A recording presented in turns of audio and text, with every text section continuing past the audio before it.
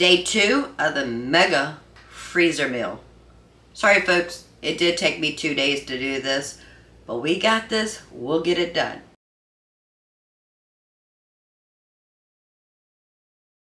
Hello family, welcome back. If you're new here, welcome. I am Vicki and you're with Gratin in the Kitchen. So today we're going to finish what we did not finish yesterday with the mega meal. If you haven't seen that video, I'll put it right here. And the video before that is the grocery haul for the mega freezer meal. Alright, so let me get you all caught up. So yesterday we went ahead and peeled 1 bag, 5 pounds of potatoes. I went ahead and sliced those. Got them in the pot. We're going to go ahead and peel the second bag now. I'm making scallop potatoes and potatoes au gratin, both for the freezer. If you were making any of these recipes for today to eat today, you don't have to boil your potatoes. But because I don't want to put raw potatoes in the freezer, I am going to cook them just slightly to where I can get a knife through them, but they're not super tender. So that's what I'm going to do now. I'm going to go ahead and put some cold water in this pot and go ahead and get this on the stove. Alright, so I have one of the potatoes, and what I meant by it is just tender enough to where the knife will go in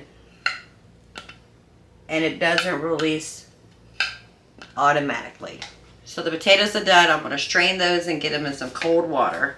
That way it will stop the cooking process on those potatoes. Now I'm going to go ahead and get 1/3 of the second 5-pound bag ready to slice to cook so we can have enough potatoes for the scallop potatoes and the au gratins. And the other 2/3 I'm going to go ahead and chunk them up so we can get those cooking for mashed potatoes. The potatoes for both the scallop and the au gratins are par cooked.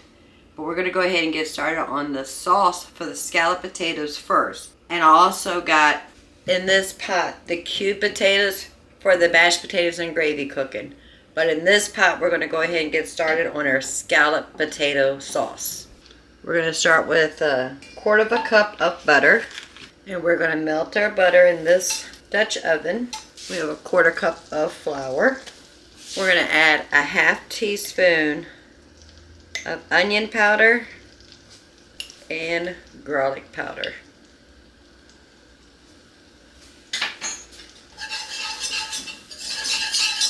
We're going to whisk this in and slowly add in 1 cup of chicken broth, 2 cups of milk, and home canned chicken broth.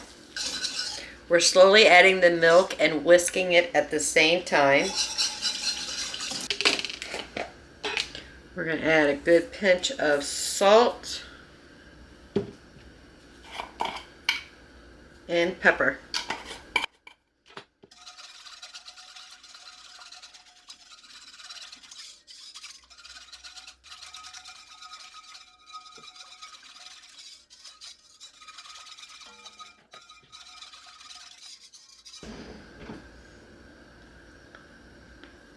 We're going to add just a pinch of crushed peppers, pinch of basil.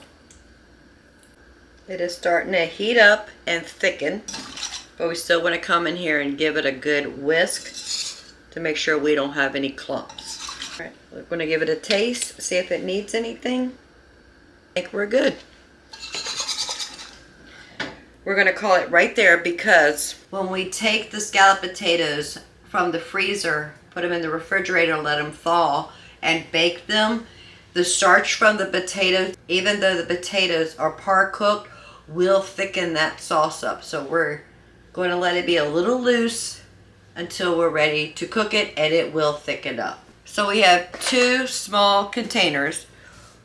We're going to do 1/4 of these potatoes in each one of these, because the other half of the potatoes will be for the au gratin. And we're just going to eyeball it. Alright, that looks good. This is our scallop sauce. We're going to divide that among the 2 pans.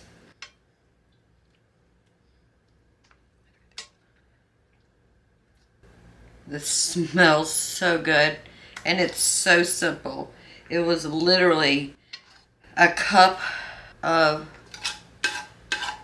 chicken broth, 2 cups of milk, flour, butter, crushed red peppers, a little bit of basil. It just cannot get any more simpler than that. Sorry you can't see, but I want to get all this goodness out of this pan. Alright, that looks good. Alright, let's get it all nice and covered. Huh, so simple. Now we're just going to leave this on the island until they cool off. And in the meantime, let's go ahead and get started on the gratin sauce, or just cheese sauce. Using the same pot, not even going to bother cleaning it. Right, so a 1/4 cup of butter, 1/4 cup of flour. Again, we're making a roux. We're going to add a cup of chicken stock. And then we're going to add 2 cups of milk, slowly while we're whisking. Add about a 1/4 cup of our homemade sour cream. Good pinch of salt and a pinch of pepper.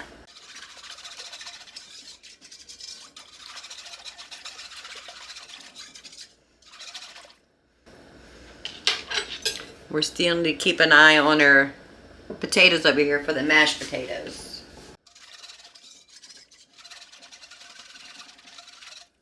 I have 8 ounces of cheddar cheese.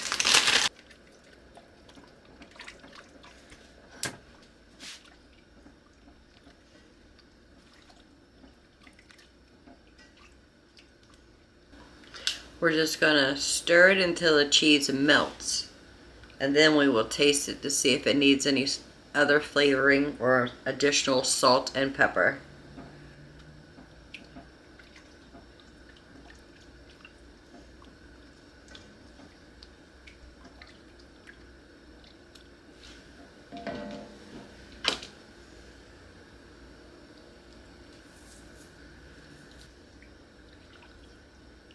And just like the scallop potatoes, we're going to leave our cheese sauce a little loose while we put them in our freezer. That way the starch of the potatoes will thicken it up when we're ready to cook it. So I got 2 pans that I divided the remainder of the sliced potatoes in. Now we're going to go ahead and add our cheese sauce. And I did taste it. I added a little bit more salt and pepper, but other than that, it's perfect.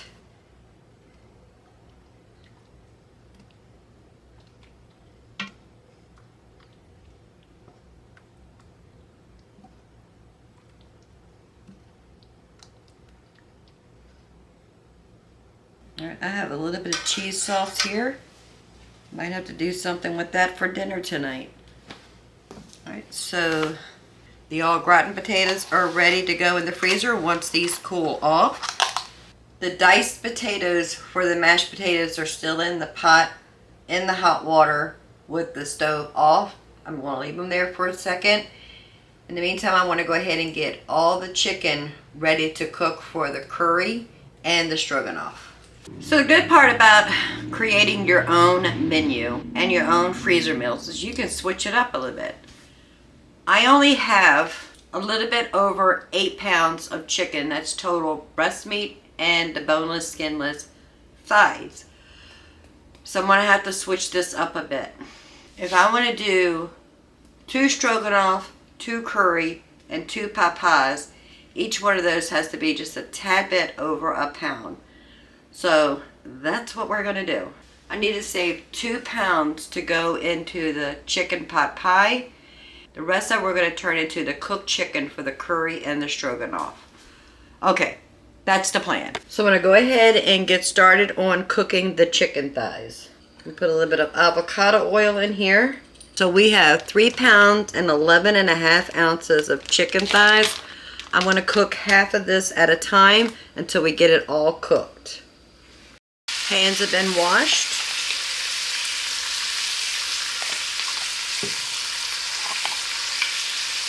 Go ahead and put some salt and pepper on there.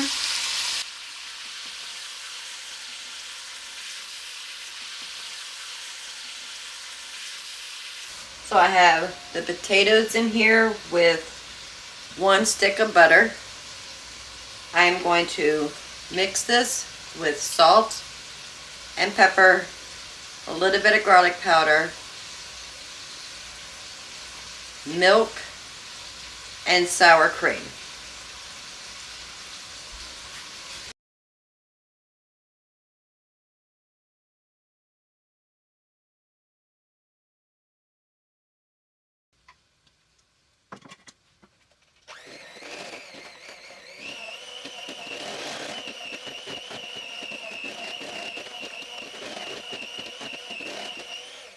Now we don't mind our potatoes lumpy, so I'm not going to completely smooth it, but I do want to taste it for seasoning. It needs a lot of salt and pepper. Oop, there's a peppercorn that didn't get ground up. Let me get that out. Okay. Oop, there's another one.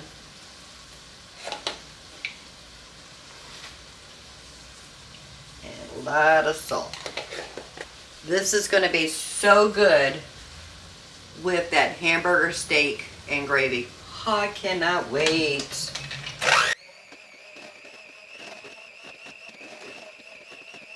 Now, unfortunately, I ran out of the small dishes because I put macaroni and cheese in 5 because I made 2 pounds of pasta.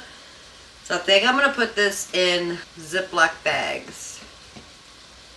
I hope that's a good idea. Please tell me, is that a good idea? But I'm going to let this completely cool down before we do that. I hope that's a good idea. Well, I'm cooking on the second half of the chicken thighs. And while this is cooking and we still have to cook our chicken breasts for those 2 dinners, or 2 types of dinners, I'm going to go ahead and get started on the pasta, the egg noodles. So this is the chicken breast minus what we reserved to go in the chicken pot pie. I'm going to go ahead and add some salt and pepper.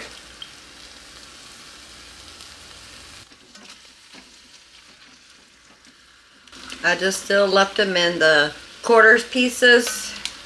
It will be fine. It will be perfect. Alright, so I'm just going to leave this here until they get as close to done as possible. We're cooking the chicken thighs and the chicken breast about anywhere between 3/4 to 80% done. Because once we add our sauce and we get them cooled off and in the freezer, and then when we're ready to eat those, and we take them from the freezer, put them in the refrigerator for a day or 2, and then we're going to stick these in the oven to heat up and finish cooking. And we know we're going to take the temperature of the chicken at that time to make sure it's registered to 175 degrees. The reason we're sticking to 175 is because we have both breast and thighs in the same pan. We don't want to contaminate our meat by cooking it to the breast temperature of 160. We want to cook the whole thing to 175 to make sure that it's safe to consume. God, I hope that makes sense to you. If not, please leave a question below and I will try to explain to you further. The water for the egg noodles over here coming to a boil, and we're going to watch this chicken. Then we're going to go ahead and get started on each of the sauce individually. Let me get you caught up. So the chicken, both thighs and breast, have been cooked. I got them sitting in a pan on the island. The egg noodles have been cooked. They're drained and sitting in cold water in the sink in a bowl. Mashed potatoes, we got 3 bags. They're about 3 to 4 cups in each one of these bags. And what I'm planning on doing is, when we're ready to consume these to go with the hamburger steak and gravy, I'm going to take them from the freezer, remove them from this bag, as a solid ice cube state. Then I'm gonna put those in a bowl, let them thaw, and then I can just either microwave them or put them in the oven in a dish to heat them up. But that's the plan. The Ziploc bag is not ideal, but that's the situation we're in. Gotta go with the flow. Now we're gonna get started on the stroganoff. So we're just gonna use the same pan that we cooked the chicken in. We're gonna start off with 1/4 cup of butter. That's a 1/2 stick. We're gonna go ahead and add a 1/2 cup of onions. We're gonna add our chopped up mushrooms, 1 garlic puck,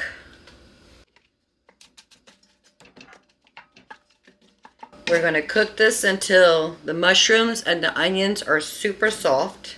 Let's go ahead and add a pinch of pepper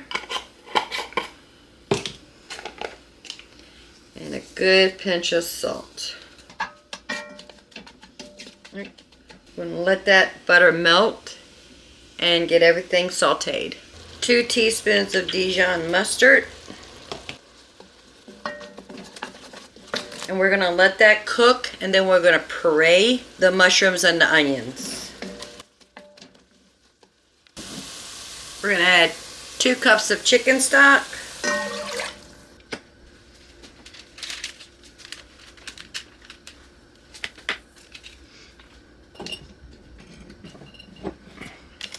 I'm gonna turn the burner off for safety reasons. Now I wanna puree this.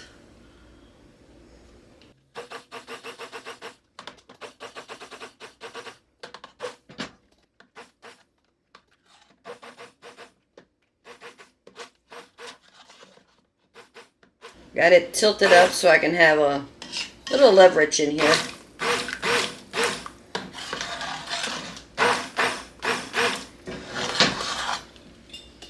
Alright, that should be good. Burn it back on. Let's give this pan a good wipe down. Alright, let's taste it for seasoning. That is good. Now we're going to add the rest of this sour cream right into this pan. I'm going to turn down to medium-low. I'm going to stir that in.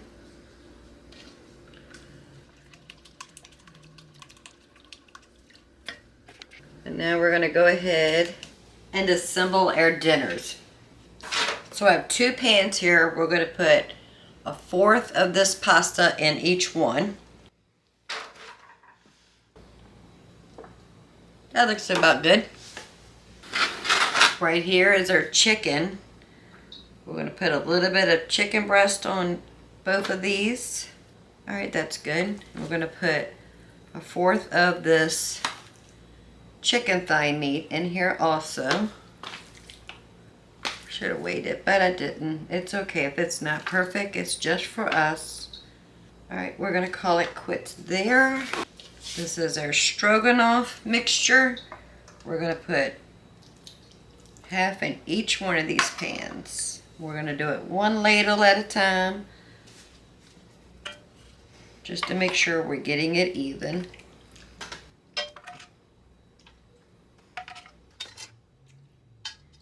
Oh, that's perfect. Perfect, perfect. Now we're going to let these cool off before we put them in the refrigerator. Then let them completely cool off, and then we'll wrap them up just like we did yesterday. So 2 more dinners down. Let's go ahead and get started on the curry.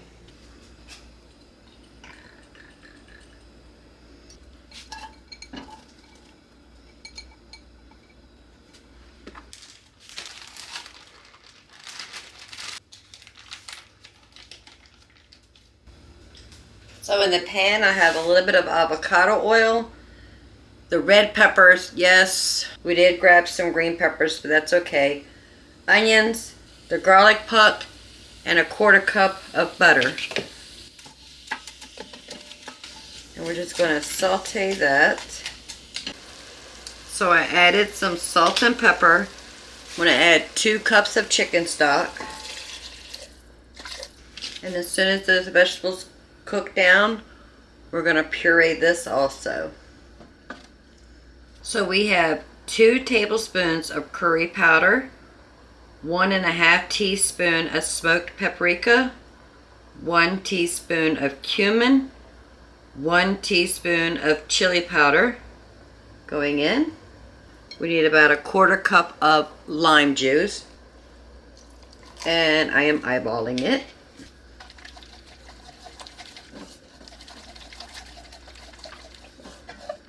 Let's taste it, see if it needs anything. Needs salt. But other than that, the flavor profile is very good. A little bit of pepper.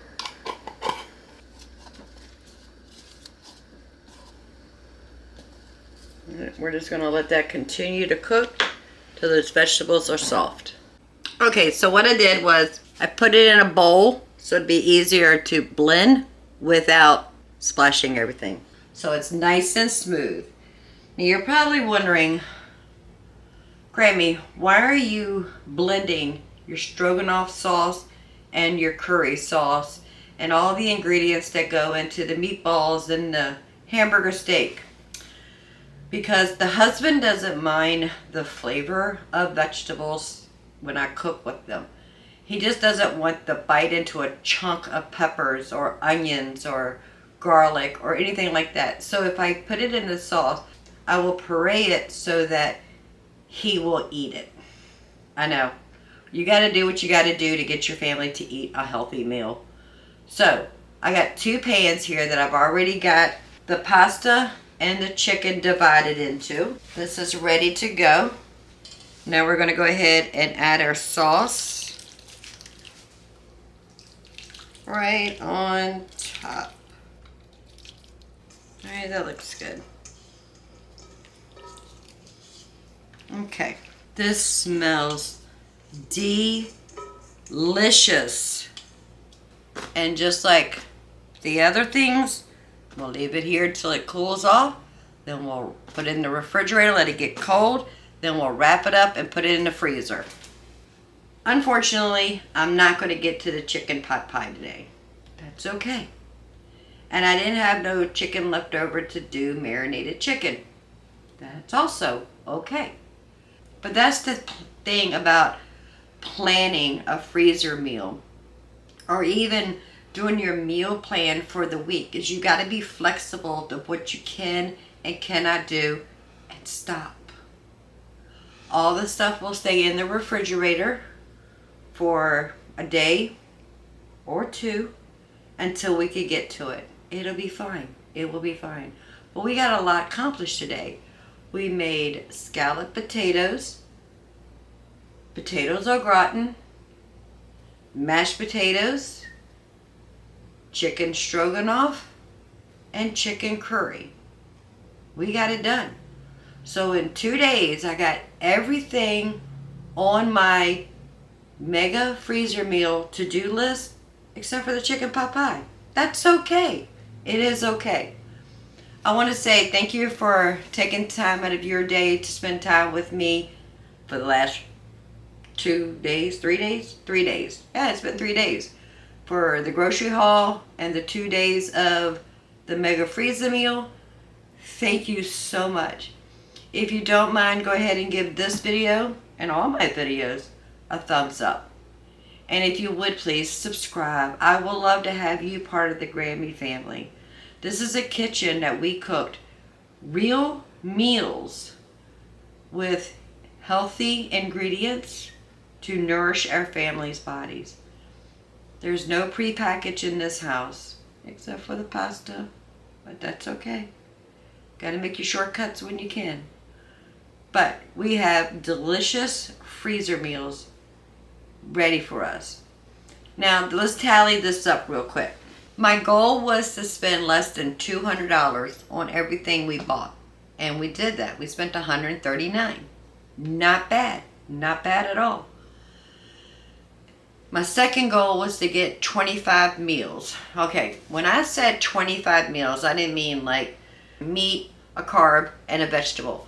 I meant 25 containers or 25 dishes. And I think we accomplished that. So we got 3 meatloafs. We got 3 hamburger steak dinners. We have 3 bags of meatballs for spaghetti with meatballs. We have 5 macaroni and cheese. We have 2 scallop potatoes. We have 2 au gratin potatoes. We have 2 stroganoffs. We have 2 curries. We have 3 mashed potatoes. We got 24 containers in our freezer. Not to mention ingredients to make 2 chicken pies. We're going to have a total of 26. We reached our goal. We reached our goal on the grocery haul. We reached our goal on the freezer meals. I am so proud of us. I am so proud of us. We did this. We did this together. Like I said in the last video, you don't have to do all the things in one day, or in my case, 2 days. You can just pick a meal that your family enjoys, double that recipe, eat one for now, put the other in the freezer, and do that at least 1 meal a week, and then you will have something to fall back on those busy days. Don't leave your freezer meals in the freezer for more than 3 months. Only because, freezer burn, it'll lose its integrity. And it will taste almost as good, but not as good as fresh. So try to eat your freezer meals within 3 months. So, give this video a thumbs up. Go ahead and subscribe. And we'll see you on the next one. Bye, family. Well, family, we're done. Got all the dishes done. Cleaned the stove. Put everything back in the pantry. Pantry will be another day. Everything's in there. All the food's in the freezer. All the spices and herbs are back in there. It's okay. That only took 4 hours today. So proud of us. Oh, and by the way, yesterday's video for the Mega Freezer Meal Part 1 was 6 hours. Today was 4. Total 10 hours. 24 ready to go dishes. And 2 more that we need to make. Thanks, guys.